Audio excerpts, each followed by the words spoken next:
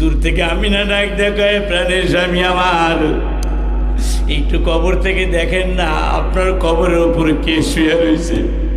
তাকায় দেখেন না আপনার কবরের উপর পূর্ণিমার চাঁদ উঠছে।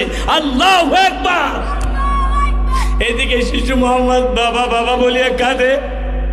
আব্দুল্লাহ কবর থেকে মালিকের কাছে দরখাস্ত জানায়, ও মালিক, আমি তো আমার বেটার কান্না সহ্য করতে পারি না, আল্লাহ আমার কবরটারে একটা বার ফাটিয়ে দাও, আমি একটু আমার শিশু নবীকে আদর করে আসবো, এছাড়া আমি তোমার কাছে কিছুই চাই না।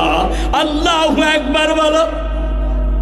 এ শিশু মোহাম্মদ তো বারে বারে বাবা বলে, আর আব্দুল্লাহ শুধু বলে, আল্লাহ কবরটা ফাটিয়ে দাও, আমি আমার শিশু নবীকে আদর করবো, আমি আর কিছুই চাবো না তোমার কাছে। আল্লাহ জিবরিলকে ডাক দেখায়, জিবরিল রে, এই মুহূর্তে আমি তোমার হুকুম দিতেছি, আব্দুল্লাহর কানে কানে পৌঁছায় দাও। হে আব্দুল্লাহ, তোমাকে যদি কবরটারে ফাটায়া আল্লাহ যদি ওটার সুযোগ করে দেয়, সঙ্গে সঙ্গে কিয়ামত হয়ে যাবে আব্দুল্লাহ। এই জন্য কবর ফাটানো সম্ভব না, তোমাকে কবর থেকে জীবিত করাও সম্ভব না, কারণ তুমি যদি জীবিত হয়ে যাও সঙ্গে সঙ্গে কিয়ামত হয়ে যাবে। কথা বলেন ঠিক কি না? এই আব্দুল্লাহর সাথে জিবরিলের কথা শুন, নবীজি তো কান্না করতেছে। এই মুহূর্তে মালাকুল মউত আজরাইল ওই আমার আমিনা শিশুর দিকে তাকায় খেলতেছে।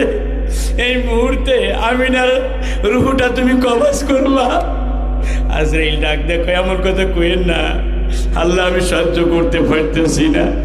কারণ শিশু মোহাম্মদ কান্না করে, আর সে আজিবের সবাই ফেরেশতারা কান্না করে, আসমানে ফেরেশতা কান্না করে। আমি যদি এই মুহূর্তে নবীজির মাকে নিয়ে নেই, আমার নবী তো পাগল হয়ে যাবে। আল্লাহু আকবার বলে। আমিনা বলেন, আমি কান্না করতেছি, পাশেই সোয়েবা ছিল।